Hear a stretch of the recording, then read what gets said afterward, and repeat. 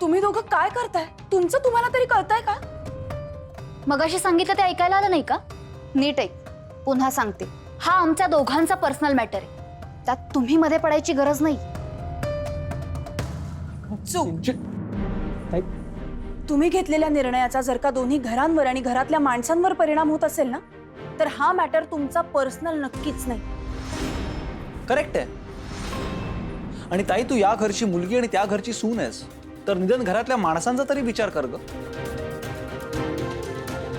आज काका काकू स्वतः घरी आले होते, झालं गेलं ते सगळं विसरतोय, तुला सगळं समजवत होते, पण तू. बरोबर आहे सिंचू. सिंचू, अगं आई बाबांनी कायम माझ्या हाती तुझाच विचार केलाय.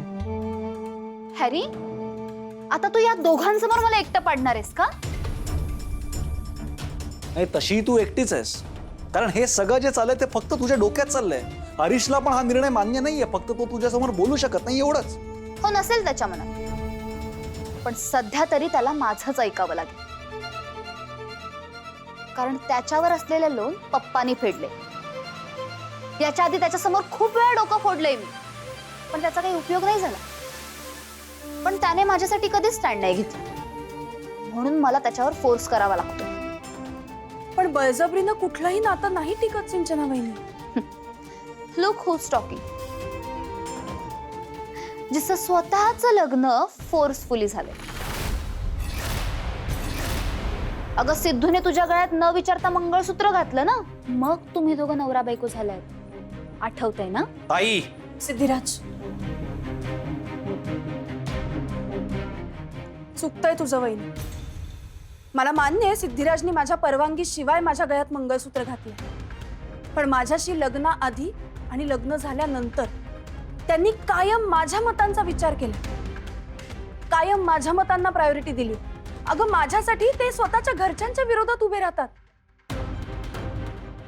तू करू शकणार आहेस हरीशसाठी? आता आजी जेव्हा हरीशला नको नको ते बोलत होत्या, तेव्हा का नाही घेतलास तू त्याच्यासाठी स्टँड? मॅडम, हे सगळं तुमच्या लक्षात येईल आणि कधीतरी तुम्ही माझ्या बाजूने बोलाल, हे स्वप्नात सुद्धा वाटलं नव्हतं मला. गाडीने करेक्ट रूट पकडलाय. नाही घेतली मी हरीशची बाजू, पण त्याची कारण ना मलाच माहिती. लग्न झाल्यापासून मला किती त्रास झालाय ना, हे तुम्हा सगळ्यांना एक्सप्लेन करायची मला गरज नाहीये.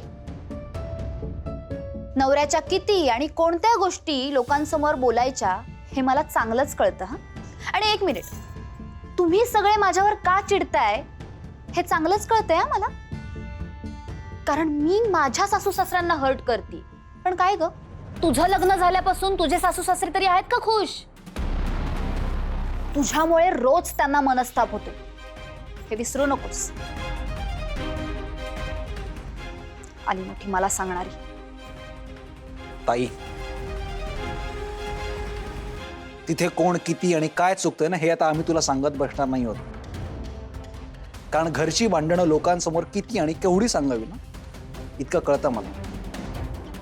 आणि ते सगळं जाऊ दे ना, तू मला एक सांग, उद्या सकाळी उठून जर मी बोललो की मी भावना मॅडमच्या घरी चाललोय राहायला कायमचा, चालणार आहे तुला?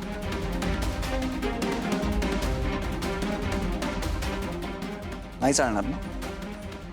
म्हणूनच सांगतोय तुला, डोळे जरा उघड, शांत डोक्याने विचार कर, काही ना काहीतरी मार्ग निघेल. अगं, असे एक घाव दोन तुकडे करून काही हाती लागणार नाहीये तुझ्या.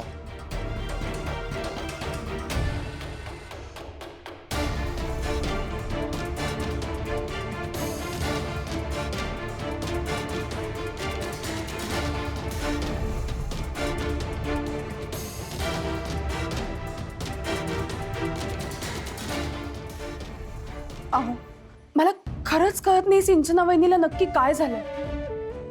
ती हरीशचा या सगळ्यात विचारच करत नाहीये.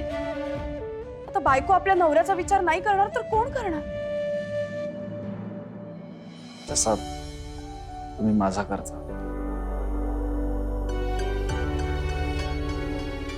बरोबर बोलतोय ना. नाही म्हणजे एक वेळ होती जेव्हा मी तुमच्या गळ्यात मंगळसूत्र घातलं म्हणून तुम्ही मला घरात घ्यायला सुद्धा तयार नव्हता, आणि आज खूप मोठ्या मनाने तुम्ही मला माफ केलंय. सिंचना ताई समोर माझी बाजू घेत आहे.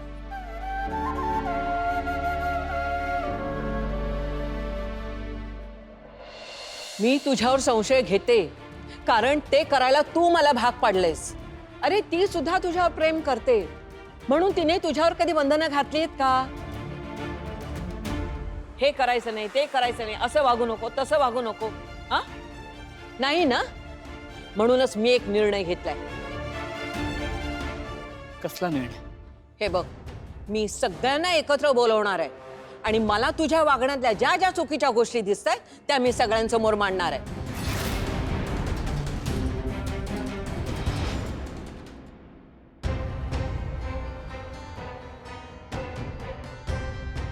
लक्ष्मी,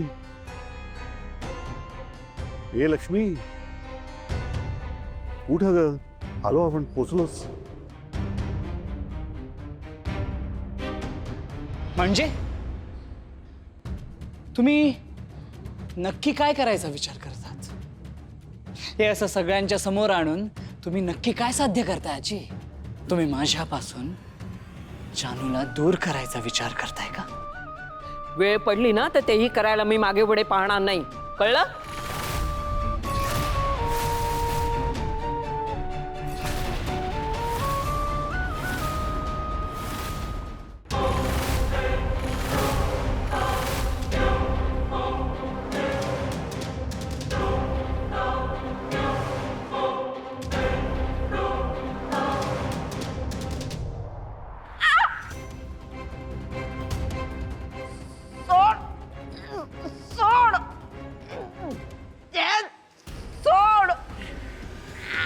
मी माझ्या नातीला लग्न करून तुझ्यासोबत या घरात पाठवलं, ती सुखात राहावी म्हणून.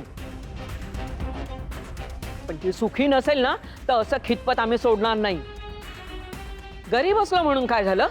आमच्या मुलींना सासरी त्रास होत असेल तर त्यांना पोसायची धमक आहे आमच्यात. सुखात?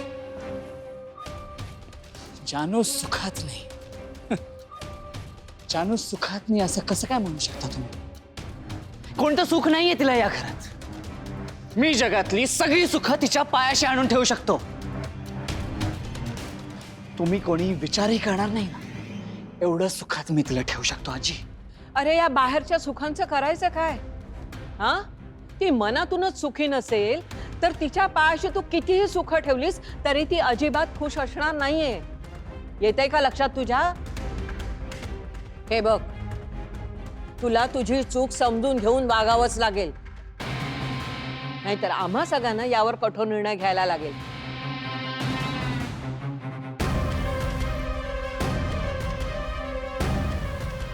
या म्हातारीला शांत केल्याशिवाय काहीच खरं नाही. हिने खरंच बैठक बोलावली आणि जानू मला सोडून गेली तर? नाही, मला काहीतरी करायलाच हवं.